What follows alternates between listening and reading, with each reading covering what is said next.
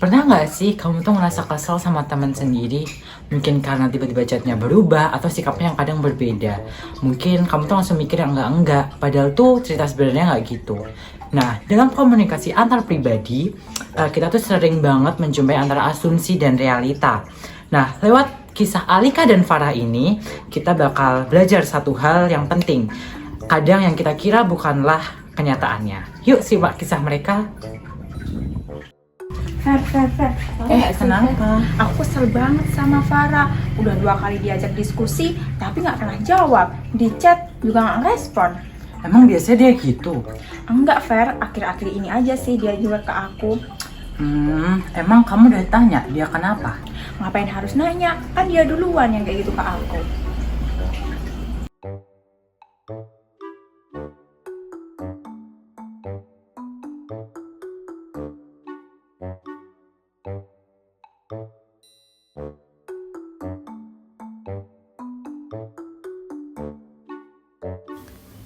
Tapi di sisi lain, Farah ternyata lagi berjuang dengan masalah pribadi yang bahkan belum sempat dia ceritain ke siapapun.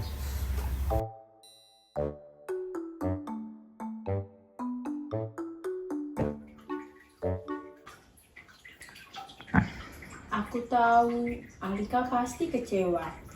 Tapi aku capek. Aku bingung harus mulai dari mana kalau cerita. Aku takut dikira drama. Aku cuma nggak kuat bagi fokus sekarang.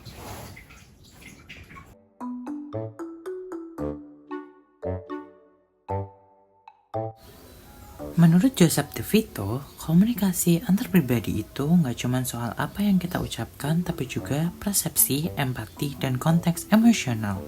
Ketika kita hanya nebak-nebak tanpa klarifikasi, kita bikin celah besar untuk miskomunikasi. Dan itu yang sering bikin hubungan kita menjadi retak.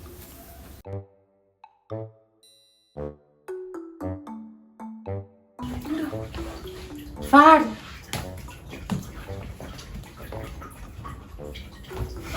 aku tahu kalian lagi nggak baik-baik aja, tapi daripada gini terus, mending kalian ngomong nggak sih? Gimana ya, Far? Aku ngerasa kamu ngejauh dari aku dan kamu hindari tugas-tugas yang kita kerjain.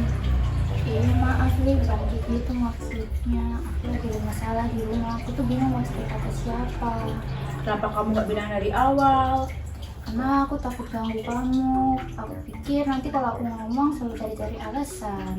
Aku nggak tahu mau cerita ke siapa. Tuh, lihat kan? Daripada kalian terus diem-dieman, kadang tuh kita cuma butuh duduk bareng dan ngobrol bareng. Tapi aku juga salah, Far. Aku langsung marah tanpa nanya ke kamu dulu. Harusnya aku bisa jaga emosi aku. Aku ngerti kok, kita semua emang capek. Tapi makasih ya udah dengerin aku. Tuh, komunikasi itu soal keberanian, terbuka, dan jujur.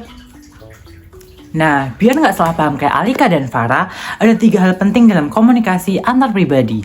Yang pertama, jangan berasumsi. Kalau bingung, langsung tanya. Yang kedua, dengarkan dengan empati. Bukan cuma untuk jawab, tapi untuk paham. Dan yang terakhir atau yang ketiga adalah pahami konteks. Setiap orang punya perjuangan yang nggak selalu kelihatan. Hal simple, tapi sering kita lupakan.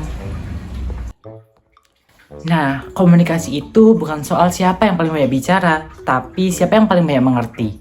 Kalau kita bisa belajar buat lebih sabar dan terbuka, hubungan kita baik itu ke teman, pasangan, atau keluarga.